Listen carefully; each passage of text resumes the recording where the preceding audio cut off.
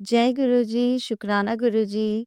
जय गुरु जी, संगत जी। संगत जी, इस चैनल के माध्यम से जो सत्संग आपको सुनाए जाते हैं, वो सत्संग आप जैसी संगत के माध्यम से ही मेरे तक पहुँचते हैं और गुरु जी की आज्ञा से मैं आपको वो सत्संग सुनाती हूँ। जय गुरु जी, शुक्राना गुरु जी। गुरु प्यारी संगत को जय गुरु जी।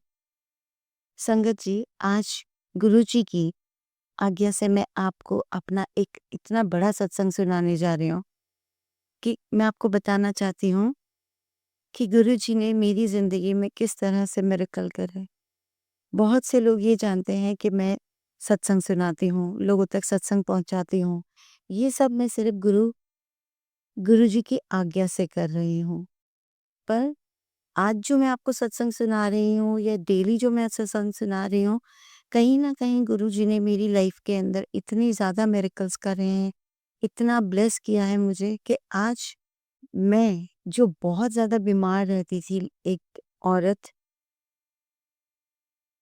गुरुजी ने उसकी ज़िंदगी में आकर मेरा हाथ पकड़कर किस तरह से मुझे मज़बूत बनाया, इस दुनिया को फ़ेस करना सिखाया। मुझे पहले बहुत डर लगता था। मैंने अपने पहले सत्संग में भी बताया है आपको कि हम 2 सिस्टर्स थीं, हम 2 सिस्टर्स हैं।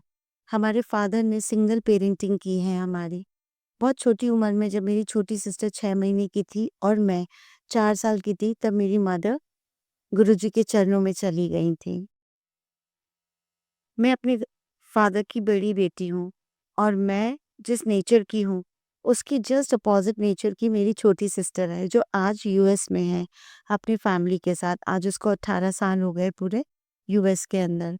वो वहाँ की सिटीज़न है, अपने बच्चों के साथ रहती है, एक अच्छी जॉब कर रही है। वहीं मैं बहुत ज़्यादा कमज़ोर दिल की, इमोशनल, सॉफ्ट हार्टेड जिसे कहते हैं, वो बच्चा रही हूँ अपने पापा की। कहते हैं ना कि माँ-बाप को सबसे ज़्यादा चिंता छोटे बच्चे की होती है, पर मेरे घर के अंदर ये चिंता उल्टी थी।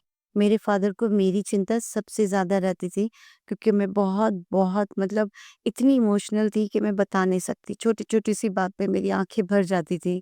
मैं किसी को रिप्लाई नहीं करती थी, कोई भी मुझे बुरा कह के चला जाता था, पर मैं चेहरे पे शिकन नहीं आने देती थी और अपने रूम में जाकर बस रोती रहती थी, पर अपनी फैमिली में भी किसी को नहीं बताती थी।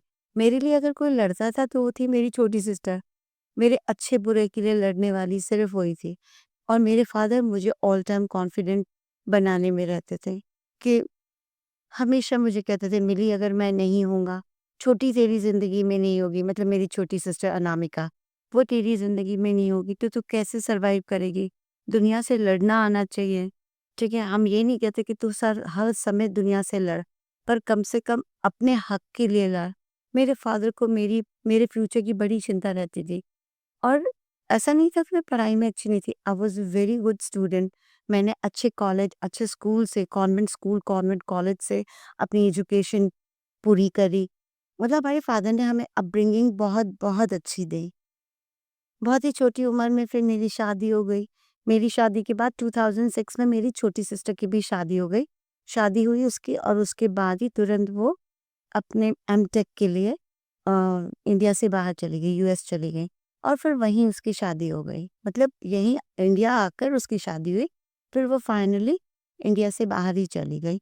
यूएस ही उसने अपना जॉब देखा और वो वहीं सेटल हो गई। मेरे लिए मेरे पापा मैटर करते थे इसलिए मैंने इंडिया नहीं छोड़ा। अच्छी एजुकेशन के बाद मैं यहीं पे जॉब करती रही अच्छे-अच्छे बैंक्स में, एमएनसी कंपनीज़ के अंदर।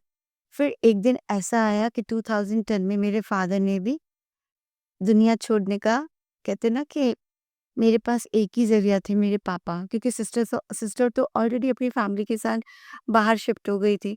तो बस बचा-कुचा मेरे साथ मेरी फैमिली के साथ कहते हैं ना कि मैं माँ बन गई थी। मेरा एक बेटा था, पर मैं सबसे ज़्यादा डरी उस वक़्त रहती थी कि मेरे पापा को कुछ हो जाएगा तो क्या होगा? मेरे पापा को कुछ हो जाएगा तो मेरा क्या होगा? उस डर ने बस वो दिन ला दिया कि 2010 में 5th ऑफ सितंबर 2010 में मेरे फादर ने इस दुनिया को अलविदा कह दिया। बस वो इतना सडनली गए कि मेरे को उनको गुड बाय अच्छे से कहने का मौका ही नहीं मिला। मैं रो भी नहीं पाई ठीक से क्योंकि वो शॉक लग गया था मुझे कि मेरे फादर मुझे छोड़कर चले गए। बस मैं चुपचाप बैठी रहती थी। इवन उनके फ्यूनरल के टाइम भी मैं बिल्कुल चुपचाप बैठी थी और सारे रिलेटिव्स ये जानते थे कि मैं बहुत मतलब कहीं न कहीं मैं रो नहीं रही हूँ। तो ये बात मेरे दिल में कहीं न कहीं घर ना कर जाए कि मतलब एक होता है ना कि मेरे जितने भी कज़िन्स थे, मेरी बुआ, मेरे बड़े ताऊ जी, ताई जी, सबको ये डर था कि हमारे घर का सबसे मासूम बच्चा है। मुझे सोने का बच्चा कहा जाता था कि इसका दिल बहुत सोने जैसा है, ये कैसे सर्वाइव करेगी दुनिया के साथ। पर है ना धीरे-धीरे कहते हैं ना कि वक़्त आपको बदल देता है। तो 2010 में जब पापा गए, पापा का फ्यूनरल हो रहा था, आई वाज़ क्वाइट मैं बिल्कुल चुपचाप बैठी बस यही देख रही थी कि मेरे पापा लेटे हैं और सब उनके ऊपर अच्छे-अच्छे परफ्यूम्स लगा रहे हैं, उनके ऊपर नई-नई चद्दरें डल रही हैं, उन पे नया कपड़ा डल रहा है और वो बस थोड़ा ही वक़्त रह गया, अब पापा मेरी आँखों से ओझल हो जाएँगे। ये बात मेरे दिल में बैठती जा रही थी, धीरे-धीरे मैं उनको द बस बैठे-बैठे यही देख रही थी कि पापा आप मुझे छोड़कर चले जाओगे? पापा आप मुझे छोड़कर फाइनली जा रहे हो?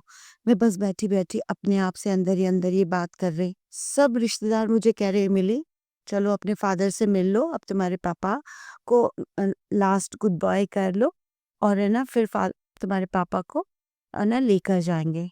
मैं पापा से मिली, उनके फ़ॉरहेड पे मैंने किस किया, उनके हाथ को ठंडे-ठंडे हाथों को सहलाया और है ना, बस यही कहा पापा प्लीज़ मुझे छोड़कर मत जाओ, मैं कैसे जीऊँगी? आप विश्वास नहीं करोगे संगत जी, बस मैं इतना ही कह पाई अपने फादर को कि प्लीज़ मुझे छोड़कर मत जाओ। मुझे छोड़कर मत जाओ क्योंकि मैं शादी कर चुकी थी, मेरा बच्चा था, सब था, पर मैं मन से कहीं न कहीं बहुत कच्ची थी, बहुत कच्ची जिसे कहते हैं ना बहुत ही ज़्यादा कच्ची थी। मैं इस चीज़ को ना मतलब मान ही नहीं पा रही थी कि मेरे पापा चले गए हैं। कहते हैं ना एक बच्चे को अंधेरे में ले जाके खड़ा कर दो और बोलो कि बस अब तुम्हें यहाँ से अपनी ज़िंदगी शुरू करनी है। बस वही वक़्त मेरे साथ हो गया कि मुझे ऐसा लग रहा था कि अब आगे, आगे क्या होगा? आगे तो क्या होगा? And I was doing a very good job उस समय मैं अच्छी जॉब में थी। I was working with MNC company Genpact का नाम सबने सुना होगा। I was there a as an assistant manager I was working over there. मेरा सैलरी भी अच्छा था, सब कुछ अच्छा था। पर मैं कॉन्फिडेंट नाम का चीज़ जो था ना कि मेरा हाथ छूट गया है मेरे फ़ादर से, वो कॉन्फिडेंस एकदम से जैसे कहते हैं ना कॉन्फिडेंस का ग्राफ ज़मीन पे आके धड़ाम से गिरता है, ऐसे आके मैं धड़ाम से गिर गई। पापा का फ्यूनरल हो गया, सब सब रिश्तेदार फ्यूनरल के लिए चले गए, पर मेरी हिम्मत नहीं हो रही थी पापा को गुड बाय कहने के लिए, क्योंकि मैं नहीं देख पा रही थी और ये चीज़ मैं नहीं फ़ील कर मतलब ये चीज़ मैं सोच ही नहीं पा रही थी कि मैं उनको जाते हुए कैसे देखूँगी। तो मैंने अपनी सिस्टर से यही कहा, "मैं नहीं जाऊँगी, मैं नहीं जाऊँगी।" मेरी सिस्टर मुझे पकड़-पकड़ के तब तक वो आ चुकी थी, मेरे को हग करके बहुत रो रही थी, बहुत रो रही थी। बस मैंने धीरे से उसके कान में कहा, "मैं नहीं जाऊँगी।" मैं नहीं जाऊँगी पापा को गुड बाय कहने। संगत जी मेरे फादर गए सितंबर मंथ में जैसे मैंने आपको बताया, मंथ ऑफ सितंबर 2010 में। बस उसके बाद मेरा दिल नहीं लगता था। मैं जयपुर की रहने वाली हूँ। मेरा दिल बिल्कुल जयपुर में नहीं लगता था। मुझे जयपुर खाने को दौड़ता था, घर खाने को दौड़ता था। जैसे मेरे साथ पता नहीं कितनी बड़ी ट्रेजेडी हो गई। क्योंकि माँ तो हमने बचपन से देखी ही नहीं थी, धुंधली-सी एक कहते हैं ना एक धुंधला-सा आँखों के अंदर इमेज होता है माँ का, बस मेरी आँखों में वही था। सिस्टर भी अपने घर लौट गई। अब हुआ ये कि मेरे को बस मैंने मन बना लिया था कि मुझे जयपुर छोड़ देना चाहिए, अगर मैं जयपुर में रहूँगी तो बीमार ना हो जाऊँ। और उसी बीच मुझे डॉक्टर्स ने मेरे को डॉक्टर के पास ले जाया गया। और सारी चीज़ें डॉक्टर के साथ शेयर की गई। मेरे हस्बैंड लेकर गए, उन्होंने बताया कि किस तरह के हादसे से मैं गुज़र रही हूँ। मेरे फादर अभी-अभी गए हैं, उस हादसे को मैं सह नहीं पा रही हूँ। तो डॉक्टर ने भी यही कहा कि आप जितनी जल्दी हो सकते हो उस जगह से इसको हटा दो, क्योंकि वो चीज़ इसके दिल और दिमाग में काफ़ी गहरा घाव करेगी। और ऐसा हुआ भी। मेरे हस्बैंड ने मेरे को बहुत डेली मेरे साथ टाइम स्पेंड करते, ज़्यादा से ज़्यादा टाइम स्पेंड करते। फिर मेरे हस्बैंड ने कहा एक काम करते हैं कि तुम है ना अभी जयपुर से बाहर कहीं जॉब सर्च करो, वहाँ हम लोग यहाँ से शिफ्ट हो जाएँगे। मैंने जॉब अपनी सर्च करनी शुरू करी, फिर मुझे अमेरिकन एक्सप्रेस के अंदर जॉब मिली। जॉब मिली, मैंने यहाँ के इंटरव्यू दिया, दिल्ली आके इंटरव्यू दिया, गुड़गाँव आके दिल्ली आ गई थी मैं, मेरे रिलेटिव्स के यहाँ रह रही थी मैं वहाँ पे। वहीं से मेरे जितने भी इंटरव्यूज़ थे वो कंडक्ट हुए, मैंने उसे क्लियर किया और उसके बाद मेरा BA continent bank of America जो क्या कहते हैं अमेरिकन एक्सप्रेस का एक सिस्टर वेंचर है, उसके अंदर मेरा जॉब फाइनल हुआ। मैंने तुरंत मेरे हस्बैंड ने नवंबर मंथ के अंदर 2010 के अंदर हम सबको और खुद का जॉब भी यहीं पे ट्रांसफ़र ले लिया। He was working with axis bank at the time. ठीक है, हम यहाँ आ गए, मैंने अपना जॉब जॉइन कर लिया। मेरे हस्बैंड मुझे जॉब पर छोड़ नहीं चाहते क्योंकि वो नहीं चाहते थे कि मेरे को कैब लेने आएँ क्योंकि कैब के लिए ना आपको 2 घंटे पहले का रोस्टर बुक करना पड़ता है और आपके जाने और आने में 2-2 घंटे का टाइम जो होता है ना वो बहुत ज़्यादा मतलब 4 घंटे मान के चलिए आपके खराब हो जाते हैं। अब हुआ ये कि मैं जॉब तो जॉइन कर लिया, मेरे हस्बैंड मुझे अ, ड्रॉप करने जाते थे। बस मैं कानों में ईयर प्लग्स लगाती और एक सॉन्ग सुनती हुई जाती। बाबा की वो एक सॉन्ग है ना, बाबा की रानी हूँ, आँखों का पानी हूँ। बस ये सॉन्ग सुनती रहती और मैं रोती जाती। पूरे रास्ते रोती जाती, पूरे रास्ते रोती जाती और जब मैं वहाँ पे उतरती अपने मतलब ऑफ़िस के बाहर मैं अपने हस्बैंड को ठीक से गुड बाय भी नहीं कहती। आँखें झुका के और मेरे हस्बैंड समझ जाते थे कि ये रो रही है। कहते हैं ना आपसे जब कुछ छीना जाता है, तो ऊपर बैठे भगवान आपको बहुत-बहुत शक्ति देते हैं। शायद मेरी खामोशी में गुरुजी कहीं न कहीं मुझे शक्ति दे रहे थे, क्योंकि भगवान को तो मैं मानती थी पर मैं गुरुजी के बारे में कुछ नहीं जानती थी। अब जैसे-जैसे वक़्त गुज़रने लगा, हमारी ज़िंदगी में ऐसा वक़्त आने लगा कि मेरे फ़ादर बहुत कुछ छोड़ कर गए हमारे लिए, बहुत कुछ छोड़ कर गए। तो उसी बीच ना कुछ रिश्तेदारों ने मेरे से वो सब चीज़ें छीनने के लिए मेरे ऊपर कहते हैं ना कि मुझे गलत दवाइयाँ देनी शुरू कर दी। गलत दवाइयाँ ऐसी थी कि डिप्रेशन के नाम पर वो दवाइयाँ मुझे दी जाती थी और उन दवाइयों का धीरे-धीरे, धीरे-धीरे असर ऐसा हुआ कि वो दवाइयाँ जब मैंने 2011 से खानी शुरू करी, तो आज मैं देख लीजिए 2025 चल रहा है। आज पूरा 15 साल हो गए मुझे उस दवाई को खाते हुए। बस वो दवाई है ना, डिप्रेशन के नाम पर मुझे खिलाई गई और आज मुझे उन दवाइयों की इतनी आदत हो गई है, इतनी आदत हो गई है कि अगर एक दिन भी मैं वो दवाई ना खाऊँ ना, वो मेडिसिन का एक टाइम का भी डोज़ ना लूँ ना, तो बस ऐसा होता है कि कोई बहुत ज़्यादा सर में मेरे ना मतलब बहुत ज़्यादा मेरे को मेरे बाल खींच रहा है, मेरे को बहुत सारा सर में दर्द होता है, मुझे बहुत ज़्यादा गुस्सा आता है, जिसमें मेरा ये नेचर नहीं था।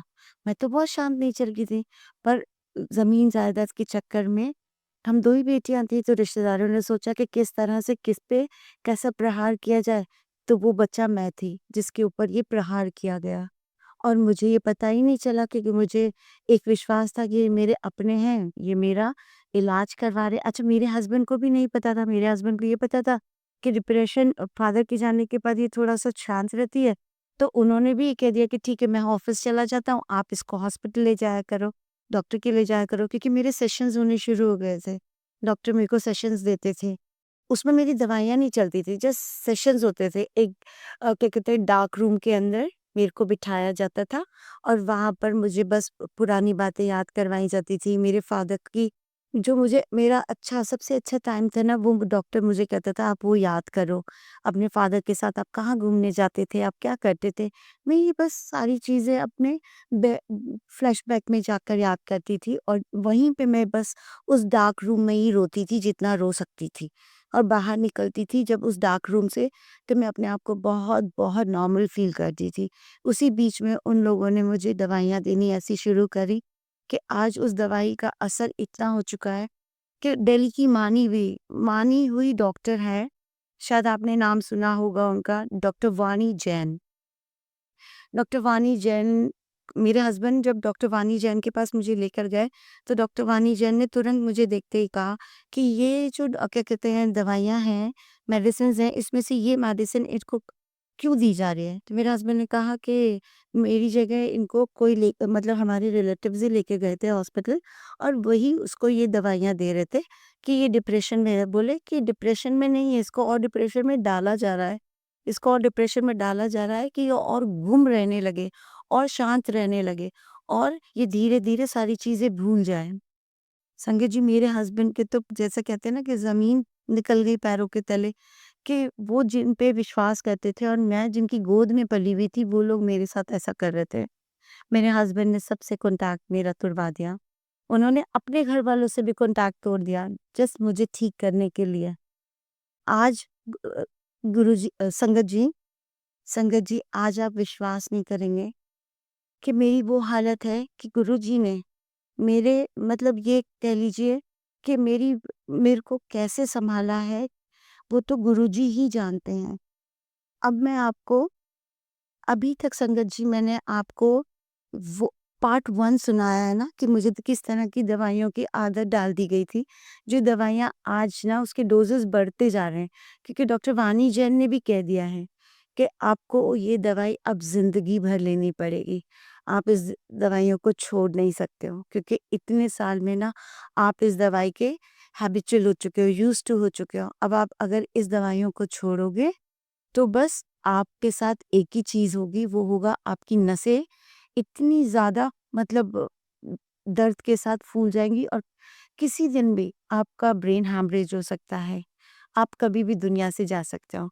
न्यूरोलॉजी डिपार्टमेंट में भी अगर आप अपने आप को दिखाओगे, तो अगर आप दवाई छोड़ना मत, अगर आपने दवाइयाँ छोड़ दी, तो आप पागल हो जाओगे। ये किया है मेरे अपनों ने मेरे साथ। पर कोई बात नहीं, मुझे इस चीज़ का भी कोई मलाल नहीं रहा। मैं चुपचाप बस अपनी नौकरी करती रही और उस डोज़ की मेरे को जो आदत पड़ चुकी है वो मैं लेती रही। पर मैं खुशी इस बात से थी कि मेरे पास ना गुरुजी ने एक बहुत ही प्यारा परिवार दिया है। हम 4 लोग थे बिखरे हुए मोती की तरह। गुरुजी ने हम चारों को समेट के ना कहते हैं ना एक माला बनाते हैं, उस माला में पिरोया है। हम वो 4 मोती थे। इसका भी सत्संग मैं आपको किसी दिन सुनाऊँगी, जिस दिन गुरुजी की आज्ञा होगी, कि हम 4 मोती किस तरह से अलग-अलग बिखरे हुए थे। मैं, मेरा बड़ा बेटा, मेरा हस्बैंड और मेरा छोटा बेटा। हम किस तरह से मतलब बिखरे हुए थे। हम चारों को एक कहते हैं ना एक धागे में, प्यार के धागे में पिरोया है गुरुजी ने। अब मैं आपको इसी सत्संग का पार्ट 2 सुनाने जा रही हूँ। अब हुआ ये मैं आपको जो क्या कहते हैं सत्संग सुना रही हूँ, ये है 24th नहीं, ये है मार्च 14th ऑफ मार्च 2024 का। ये डेट याद रखिएगा 14th ऑफ मार्च 2024 पार्ट 2 जो मैं सुना रही हूँ आपको। गुरुजी ने हमारे मतलब इस घर में मतलब जिस घर में मैं रहती हूँ, अब वो गुरुजी का घर है इसलिए मैं ये कहती हूँ कि मैं गुरुजी का के यहाँ रहती हूँ, ये गुरुजी का घर है। तो गुरुजी के चरण आने के बाद, स्वरूप आने के बाद ना, बस मैं तो मंत्र जाप करती हूँ या सत्संग सुनती थी, बस मेरा ये काम था। इसके अलावा मेरा और कोई काम नहीं था। मैं मंत्र जाप सुनती, घर का काम करती और सत्संग सुनती। मेरा सत्संग का ये हैबिट बन चुका था कि मैं खाना भी बना रही हूँ ना, तो सत्संग चलते रहते हैं। मैं कोई भी काम कर रही हूँ, सत्संग चल रहे हैं। मेरा ये आलम हो गया, तो गुरुजी ने इस तरह से मुझे पकड़ लिया था 2024 में। अब हुआ ये कि मैं इतनी कॉन्फिडेंट हो गई, मैंने सोचा कि भाई अब तो मुझे है ना इस दवाई की ज़रूरत नहीं है क्योंकि मैं तो सत्संग सुन रही हूँ और सत्संग में बताया जा रहा है कि किस तरह से गुरुजी ने कैंसर पेशेंट्स को ठीक कर दिया, किस तरह से गुरुजी ने ना किसी की डायबिटीज़ मीठा खिला के ठीक कर दी। मतलब हर किसी को किसी भी बीमारी से हर तरह की बीमारी से क्योर किया। बस मैं ये जानती थी उस सत्संग के माध्यम से। तो मेरे अंदर इतना कॉन्फिडेंस आ गया था कि जब मैं गुरुजी का जल प्रसाद पी रही हूँ, सत्संग सुन रही हूँ और गुरुजी को भोग लगाया हुआ अमृत प्रसाद खा रही हूँ, तो अब तो मेरे को मैं भी ट्राई करती हूँ कि मेरे को है ना मैं अब ये जो मेडिसिन खाती हूँ ना, जिसकी मुझे आदत डाल दी गई है, ये मैं है ना अब बंद कर देती हूँ। धीरे-धीरे मैंने गुरुजी की आज्ञा से गुरुजी से बोला, गुरुजी मैं ये मेडिसिन बंद करना चाहती हूँ और मैं बिना मेडिसिन के रहकर ठीक होना चाहती हूँ। ठीक है? बस मैंने गुरुजी से इतना कहा और मैंने अपने मेडिसिन की डोज़ लेने बंद कर दिया। 1 दिन निकला। अच्छा संगत जी, आप विश्वास कीजिएगा, जिस डोज़ को 1 दिन में नहीं खाती तो मैं पागलों जैसी हो जाती थी। मुझे एंग्ज़ायटी के ना अटैक आने लग जाते थे। यहाँ मैंने 7 दिन डोज़ नहीं खाया और रोज़ गुरुजी से कहती, "गुरुजी देखो, आज 7 दिन हो गए, मैं बिल्कुल ठीक हूँ, मुझे अटैक नहीं आया। गुरुजी देखो, मुझे अटैक नहीं आया।" अब संगत जी कहते हैं ना कि चीज़ें ठीक होने से पहले एक बार बहुत ज़ोर से खराब होती है, बस वही मेरे साथ हुआ। 8वें दिन मुझे बैठे-बैठे इतना बुरा अटैक आया कि मैं बैठी-बैठी बस रो रही हूँ, बिलक-बिलक के रो रही हूँ और ऐसे रो रही हूँ कि छोटा बच्चा नहीं रोता। किस बात से छोटा बच्चा रो रहा है? पेरेंट्स को नहीं पता होता ना, बस मैं ऐसे रोई जा रही हूँ। बिलक-बिलक के रो रही हूँ, मैं बिलक-बिलक के रो रही हूँ। मेरा बड़ा बेटा अपने ऑफिस चला गया, ठीक है? उसकी इंटर्नशिप चल रही थी जब, और उस दिन है ना, जस्ट मेरे हस्बैंड अपने ऑफिस जा रहे थे और छोटा बेटा मेरा स्कूल जा चुका था और बैठे-बैठे मैं फुफक-फुफक के रो रही हूँ। इतना बुरा रो रही हूँ कि मुझे खुद ही नहीं पता चल रहा मैं क्यों रो रही हूँ, मैं रोई जा रही हूँ। और मेरे हस्बैंड मुझसे कह रहे हैं, पूछ के रहे हैं मुझसे कि अंजलि क्या हो गया तुम्हें? What happened? किसी ने कुछ कहा? किसी ने कुछ कहा?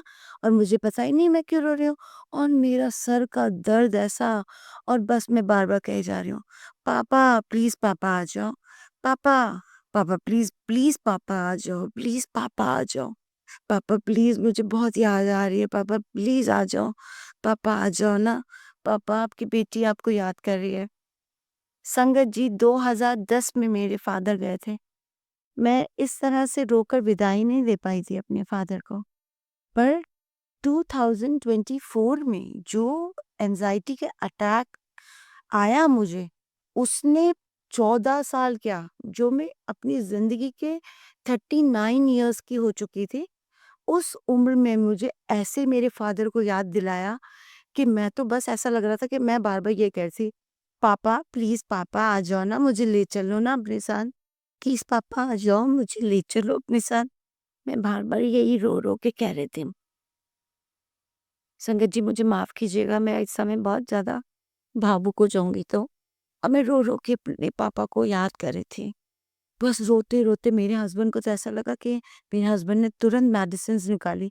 मेडिसिन निकाली तो उन्होंने देखा कि स्ट्रिप्स के स्ट्रिप पड़े हुए मेडिसिन के। मैंने तो डोज़ेज़ ही नहीं खाई। मेरे हस्बैंड ने मुझसे पूछा कि तुमने डोज़ेज़ कब से नहीं खाई? और मैं बोलने की हालत में नहीं। मैं बस रोई जा रही हूँ, मैं बस रोई जा रही हूँ। मुझे ये नहीं पता कि मैं क्यों रो रही हूँ, बस मैं अपने पापा को याद करके रोई जा रही थी। और मैं इस हद तक याद कर रही थी कि मैं बार-बार ये बोल रही थी, "पापा प्लीज़ मुझे ले चलो, मुझे ले जाओ अपने साथ, मुझे अपने साथ ले जाओ, आप भई मुझे बहुत याद आ रहे हो।" संगत जी, आप सोचिए कि जिसने बचपन से अपने सिर्फ़ फ़ादर फ़िगर को देखा हो, आँख खोली हो, तो बस फ़ादर उँगली पकड़ के चल रहे हो उस बच्चे का, जब उसे ज़रूरत है, हर जगह उसके फ़ादर हों। उन फ़ादर की याद उस बच्चे को 14 साल बाद, ऐसा नहीं 14 साल में मुझे याद नहीं आई उनकी। पर कहते हैं ना, एंग्ज़ायटी के उस अटैक ने 14 साल बाद मुझे मेरे फ़ादर की ऐसी याद दिलाई। उस दिन गुरुजी मेरी ज़िंदगी में कोई बहुत बड़ा मिरेकल करने वाले थे। ये बात मुझे नहीं पता थी। मेरे हस्बैंड को मुझे सँभालते हुए बहुत मुश्किल हो रही थी, क्योंकि मेरी ऐसी हालत हो चुकी थी कि मेरा फ़ेस पूरा सूज गया था रो-रो के, आँखें एकदम बड़ी-बड़ी हो गई थी और वो बिल्कुल लाल हो चुकी थी, एकदम रेड, और आँसू से मेरा चेहरा बस भीगा पड़ा था और जो टी-शर्ट मैंने पहनी हुई थी, वो ऑलमोस्ट गीली हो चुकी थी, इतनी कि मैं आपको नहीं बता सकती। मेरे हस्बैंड ने तुरंत बेटे को फ़ोन किया और ये बोला कि तुम जितनी जल्दी घर आ सकते हो उतनी जल्दी घर आ जाओ। उसको एंग्ज़ायटी का अटैक आया है, उसको हॉस्पिटल ले जाना पड़ेगा। तो उस बेटे ने बोला ठीक है, मैं यहाँ से निकल रहा हूँ, पर आप उसको उनको दवाई दे दो, मेडिसिन दे दो मम्मी को। तो उन्होंने बोला कि वो मेडिसिन तो पिछले 7, 8, 9 दिन से नहीं खा रही है। तो मेरा बेटे ने बस वहाँ से जो भागा है, जब तक मेरा बेटा घर आता तब तक अंधेरा हो चुका था घर में। मतलब अंधेरा हो चुका था बाहर, और मेरा बेटा घर पहुंचा है और मैं रो रो के कह रही हूँ, पापा कभी अपने, मैं जिस घर में रहती थी वो 7th फ्लोर था, कभी मतलब एंजाइटी का इस तरह से मेरे को अटैक आ रहा था कि मुझे सांस तक नहीं आ रही थी। ठीक है, मेरे हस्बैंड ने मुझे डबल डोज दे दिया था, पर वो 7-8 दिन का जो पीछे का डोज था, वो तो कंप्लीट नहीं कर सकता था ना, वो 1 दिन का डोज था। संगत जी, मेरे हस्बैंड को ये डर लगा, मेरे को घुटन हो रही थी, बहुत ज़्यादा घुटन, और मुझे ऐसा लग रहा था कि बस मुझे साँस आए, बस मुझे साँस आए और मेरे पापा मुझे ले जाएँ। मेरे पापा मुझे दिख जाएँ और वो आ जाएँ और मुझे ले जाएँ। बस मुझे मेरे फादर दिख जाएँ कहीं से भी, मेरे फादर दिख जाएँ एक बार मुझे। मैं बालकनी में कभी आ रही हूँ, बालकनी में आके लंबी-लंबी साँस ले रही हूँ, बालकनी में हमारा एक झूला रखा था, मैं उस पे बैठ मेरे हस्बैंड मुझे बोल रहे हैं, "अच्छा ठीक है, खड़ी मत रहो।" उनको ऐसा लग रहा था कि कहीं इसको अटैक के चक्कर में ही गिर ना जाए, इसको अनकॉन्शियस हालत में आकर। माफ़ कीजिएगा संगत जी, शायद आज मेरा सत्संग सभी सत्संगों से बहुत बड़ा हो जाएगा, पर मैं आज गुरुजी की आज्ञा से आपको ये सत्संग सुना रही हूँ कि गु जिस दिन मेरा ये हाल था और जिस दिन मुझे कोई बचा नहीं सकता था, उस दिन गुरुजी ने मेरे साथ क्या मिरेकल किया। मेरा बेटा जस्ट घर में घुसा है, मेरे हस्बैंड ने कहा कि मैं अकेले तो हॉस्पिटल इसको लेकर नहीं जा सकता था, इसलिए मैंने तुम्हें बुला लिया। मेरा बेटा बस मुझे उठाकर और मेरे हस्बैंड सपोर्ट देकर मुझे लेकर जा रहे थे हॉस्पिटल के लिए। मुझे चप्पल वगैरह पहना रहे थे पैरों में कि गाड़ी तक मतलब नीचे 7th फ्लोर पे जैसे हम रहते थे तो पार्किंग तक तो हमें जाना ही था लिफ्ट से। इतने में ना हमारा इंटरकॉम बजा तो बेटे ने फ़ोन उठाया, तो बाहर मेन गेट से गार्ड का कॉल आया कि आपका एक दोस्त आया है, आपको बुला रहा है। तो उसने कहा बेटे ने कि अभी तो मैं मम्मी को लेके हॉस्पिटल जा रहा हूँ, आप मेरे उस फ्रेंड को बोलिए कि मैं ना मम्मी को हॉस्पिटल दिखा के जब आ जाऊँगा फ्री होके, तब उससे मिल लूँगा। तो गार्ड साहब ने कहा कि नहीं वो आप गार्ड साहब ने बोला आप इनसे बात कर लीजिए। तो मेरे बेटे ने ना अपनी फ्रेंड का नाम लिया, उसका नाम था ओजस। बोले यार ओजस आज मम्मी की बहुत ज़्यादा तबीयत ख़राब है, मैं उनको है ना डॉक्टर के लेके जा रहा हूँ, उनको बहुत ज़्यादा मतलब बहुत बड़ा अटैक आया है। उसको पता था बच्चे को कि हाँ आंटी इस तरह की डिप्रेशन की दवाई लेती हैं। उसने ये कहा कि भाई तू बस नीचे आ जा, मैं ना तेरे लिए कुछ लेकर आया हूँ, आंटी को दे देना। मेरे बेटे ने कहा कि ठीक है तू रुक वहाँ पे मैं आता हूँ। ठीक है, मेरे हस्बैंड मुझे सिर्फ़ दोनों ये मेरे हस्बैंड और मेरा बेटा दोनों मुझे पार्किंग तक ले आए, मेरे को गाड़ी में बिठाया। तब तक बेटा मेन गेट तक चला गया था। मेन गेट पे जाके उसने मुझे से पूछा हाँ बता जल्दी बता क्योंकि मेरे को मम्मी को लेके डॉक्टर के जाना है। उसने उसके हाथ में कुछ दिया बड़ा-सा, ठीक है? मेरे बेटे ने उसको खोल के नहीं देखा क्योंकि वो है ना पेपर में अच्छे से रैप हो रहा था। बहुत ही अच्छे से वो रैप करके लेके आया था। उसने कहा ठीक है मैं अभी म मम्मी उसने बोला आंटी को दे देना, ठीक है? पापा ने भिजवाया है। संगत जी बेटा व फटाफट आया, गाड़ी में बैठा और बस ये कहा मम्मी आपके लिए ओजस है ना ये देकर गया है। मैं तब भी रो रही थी, बहुत रो रही थी।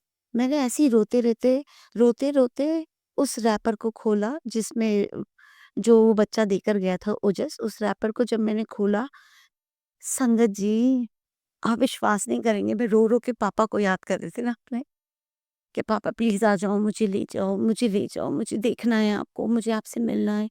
एक हुड़क उठती है ना बच्चे को अपने माता-पिता से मिलने के लिए, वो हुड़क थी। आप विश्वास नहीं करेंगे कि मेरे पास गुरुजी का स्वरूप आया था, लाल चोले में, लाल चोले में वो स्वरूप आया और वो स्वरूप ना मैं भी आपको यहाँ पे उसकी पिक्चर मतलब स्वरूप की पिक्चर डाल दूँगी। वो स्वरूप था गुरुजी का। उस स्वरूप में गुरुजी आसमान में बैठे हुए हैं। आसमान में गद्दी लगी हुई है उनकी। बादलों के अंदर गुरुजी बैठे हुए हैं और गुरुजी बैठे हुए हैं। ये स्वरूप मेरे पास आया उनका और मैंने इतना फूट-फूट कर रोई उस समय। मैं इतना फूट-फूट कर रोई कि पापा मुझे गुरुजी मेरे पापा के रूप में मुझे मिले। और मैं रोती रही उस स्वरूप को अपने ऐसे हाथों से दबाकर इतनी रोई मुझे होश नहीं कि मैंने बस की बस और मेरे हस्बैंड ने गाड़ी साइड पे रोकी और मुझसे कहा, "अभी तुम ठीक हो?" मैंने कहा, "हाँ, मैं ठीक हूँ।" उन्होंने कहा, तुम्हें पता है तुम्हें क्या हुआ था?" मैंने कहा, "नहीं, मुझे नहीं पता। मुझे नहीं पता मुझे क्या हुआ था।" देन माय हस्बैंड सेज कि, "अभी तुम कैसा फ़ील कर रहे हो?" मैंने कहा, "मैं तो बहुत अच्छा फ़ील कर रही हूँ।" तो बोले डॉक्टर के मैं तुम्हें डॉक्टर के ले चलता हूँ, तुम डॉक्टर के चलो।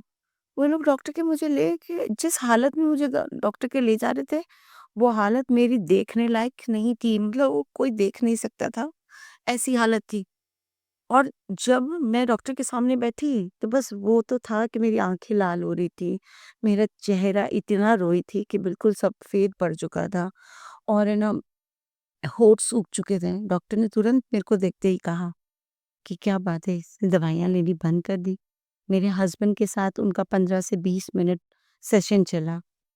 बहुत लंबा सेशन चला। मैं बाहर बैठी आराम से, मैंने अपने बेटे से कहा, "मेरे को जूस पिला दे, प्लीज़ मुझे जूस पिला दे, मेरे को जूस पीने की इच्छा हो रही है।"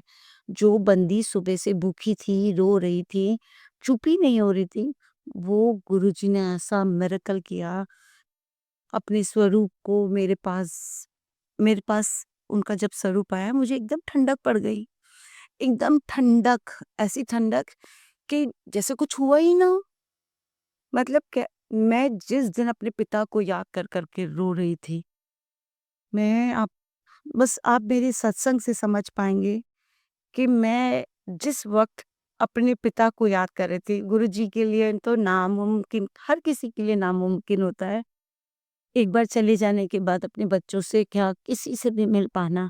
पर गुरुजी ने वो ठंडक मुझे अपने स्वरूप में दी, अपने स्वरूप में दी कि देख, तू अपने पिता को याद कर रही थी ना, मैं आ गया हूँ तेरे पास, मैं आ गया हूँ तेरे पास, मैं हूँ ना तेरा पिता तेरे साथ। बस पंडित जी वो दिन था, मेरे को घर लेकर आए, डॉक्टर ने मुझसे पूछा, हेलो अंजलि कैसी हो तुम? मैंने कहा doctor, I am completely fine, मैं ठीक हूँ। और मैंने बड़े अच्छे से जवाब दिया। बोले वेरी गुड, दवाई क्यों नहीं खा रही हो? क्योंकि आपको तो पता है कि ये डॉक्टर्स बहुत प्यार से बात करते हैं अपने पेशेंट से, बच्चों की तरह। मैंने कहा डॉक्टर, मेरे जो गुरुजी है ना, वो सबको जल्दी ठीक कर देते हैं, तो ना मेरे को भी जल्दी ठीक कर देंगे, अब मुझे इन दवाइयों की ज़रूरत नहीं पड़ेगी, इसलिए मैंने बंद कर दी थी। तो उन्होंने कहा ठीक है, हम ये दवाई तुम्हारी बंद करेंगे, धीरे-धीरे बंद करेंगे बेटा, इतनी जल्दी नहीं बंद करेंगे, ठीक है? पर 100% तुम ठीक हुए हो, तुम तो बहुत, बहुत स्मार्ट लड़की हो, तुम इतने बड़े मतलब कंपनी में जॉब करते हो, इतनी अच्छी पोज़ीशन पे हो, इतना प्यारा बच्चा, मतलब वो अपने ना पेशेंट्स को कभी पेशेंट नहीं कहती, वो स्टूडेंट्स कहती हैं। वो कहती है मेरे सारे स्टूडेंट्स में से तुम तो सबसे ब्रेव हो और तुम इतनी इंटेलिजेंट हो, इतनी प्यारी हो, तुमको तो मैं भी लाइक करती हूँ, और जो उनके हस्बैंड डॉक्टर हैं, वो भी मुझे बहुत लाइक करते हैं। तो उन्होंने ऐसे धीरे-धीरे मुझे कंसोल किया और बोले ठीक है, अब तुम 2-3 दिन ऑफ़िस नहीं जाना, घर पे आराम करना और घर जाओ अच्छे से खाना। सारी मैंने बोला डॉक्टर, मैं तो सब अच्छे से खाती हूँ, जो गुरुजी खाते हैं ना वही मैं खाती हूँ, जो गुरुजी चाय पीते हैं ना वही मैं पीती हूँ। मतलब ऐसा मेरा हो चुका था कि मुझे जैसे कुछ हुआ ही नहीं हो। I was completely alright. ठीक है, मेरे हस्बैंड मुझे घर लेकर आए और उन्होंने मुझसे प्यार से पूछा, बताओ आज क्या खाओगी? मैंने कहा कुछ भी, जो गुरुजी खाएँगे। और उस दिन के बाद से ना मेरा आज तक का नियम है, ना मैंने सत्संग छोड़ा है, ना मैंने गुरुजी का जल प्रसाद छोड़ा है, ना मैंने गुरुजी का लंगर प्रसाद छोड़ा है। उसके बाद से मेरी ज़िंदगी में ठंडक, जिसे कहते हैं ना ठंडक आ जाना दिल और दिमाग में, वो आ चुकी है। बस मैं इतना ही कहूँगी इस सत्संग के माध्यम से कि अगर आपकी ज़िंदगी में भी कहीं कोई खालीपन है ना, वो सिर्फ़ एक एक ही महान आत्मा आपके उस खालीपन को भर सकती है। वो है मेरे गुरुजी, आपके गुरुजी, हम सबके गुरुजी, वो डिवाइन सोल, वो जो ठंडक देते हैं, कोई नहीं दे सकता। मैं आज मुझे गुरुजी ने इस लायक बनाया कि मैं आप सबको सत्संग सुनाती हूँ। सोचो, मैं डिप्रेशन की मरीज़ जिसे कहा जाता था कि डिप्रेशन की मरीज़ है, अपने फादर के जाने के बाद इसने ऑलमोस्ट ये ख़त्म है। फिर धीरे मेरे हस्बैंड ने सारे सबको, जो मेरी जो सिस्टर है उसको ये बात बताई कि ऐसे-ऐसे इसको ये दवाइयाँ दी गई हैं और इसका ये हाल है। धीरे-धीरे दवाइयाँ छूट तो नहीं सकती हैं, पर डोज़ेज़ कम हो जाएँगे अगर ये इसी तरह से गुरुजी के साथ जुड़ी रही। इसने गुरुजी को अपने फादर फिगर के रूप में अपने दिल में बसा लिया है, घर में बसा लिया है। आप विश्वास करोगे, मैं चलते-फिरते उनसे गप्पे मारती रहती हूँ, बात करती रहती हूँ। कोई सोच सकता है, हो सकता है लोग सोचेंगे कि मैं डिप्रेशन की मरीज़ रही हूँ, तो मैं क्या कहते हैं पागल हूँ, पर नहीं, मेरे साथ गुरुजी बात करते हैं, सच में बात करते हैं। और जिस दिन मैं गुरुजी को कहती हूँ गुरुजी पता है आज ऐसा है, तो गुरुजी उसका जवाब देते थे मुझे तुरंत। देखो ना मैंने आपको कितने सत्संग अपने सुनाए। बस मैं अपने इस सत्संग के माध्यम से आप सबको यही कहना चाहूँगी, गुरुजी ही हमारे असली असल माँ-बाप हैं। गुरुजी ही हमारा सबसे बड़ा रिश्ता है, सबसे प्यारा, सबसे महान। बिना किसी लालच का रिश्ता अगर कोई है, तो वो है गुरुजी। अगर आपने कुछ खोया है ना, तो वो एक ही दर पे मिल सकता है, वो है गुरुजी का दर, वो है बड़े मंदिर, वो है दुगरी का मंदिर, वो है मेरे गुरुजी के स्वरूप, बस। सत्संग सुनते रहिए, लंगर प्रसाद खाते रहिए, जल प्रसाद पीते रहिए, चाय प्रसाद पीते रहिए। सत्संग में जाने का मौका मिले कभी मत छोड़िए, सत्संग सुनने का मौका मिले कभी मत छोड़िए, ठीक है? क्योंकि ये ही वो एक अमृत है जो हमें इस बुरे वक़्त में हमारी ज़िंदगी को ठंडक देगा। मैं अपने इस मन सत्संग को ना मैं अपने इस सत्संग को मंत्र जाप के साथ सबसे पहले तो मैं गुरुजी का शुक्राना करना चाहूँगी कि इस सत्संग को सुनाने से पहले मैंने अपने दिल और दिमाग को बहुत मज़बूत किया है, क्योंकि ये चीज़ ना मैंने कभी ज़िंदगी में किसी को नहीं बताई थी कि मेरे अपनों ने मेरे साथ क्या किया है। पर कहते हैं ना, अगर कोई बुरा करता है ना, तो ऊपर जो बैठा है ना, अगर आप सच में दिल से सच्चे हो, तो ऊपर वाला आपका नाखून बराबर भी बुरा नहीं होने देता।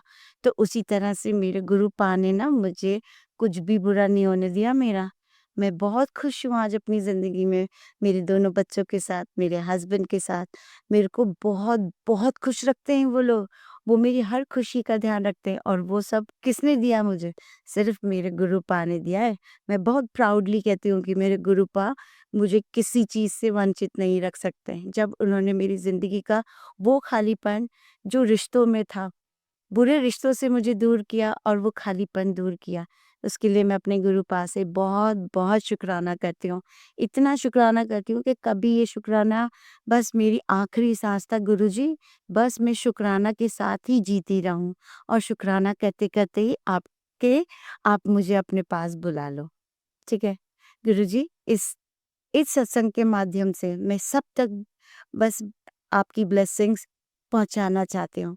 हर किसी की ज़िंदगी में ठंडक दीजिए, प्यार दीजिए, हर कोई एक-दूसरे से प्यार करे और सत्संग सुनना मत भूलिएगा। कभी भी आप कोई भी सत्संग सुनना शुरू करते हैं, उसको पूरा सुनिएगा, बीच में कभी मत छोड़िएगा, क्योंकि सत्संग के आखिरी में भी हो सकता है आपके सवालों के जवाब हों। तो इस सत्संग के माध्यम से मैं बस इतना ही कहूँगी, गुरुजी ने अगर आपका हाथ पकड़ा है, तो बस यही प्रार्थना करो, छोड़ना नहीं, हमारा हाथ छोड़ना नहीं गुरुजी, कभी मत छोड़ना, हमें बस अपने साथ बनाए रखना। मंत्र जाप के साथ गुरुजी की आज्ञा से मैं आज इस सत्संग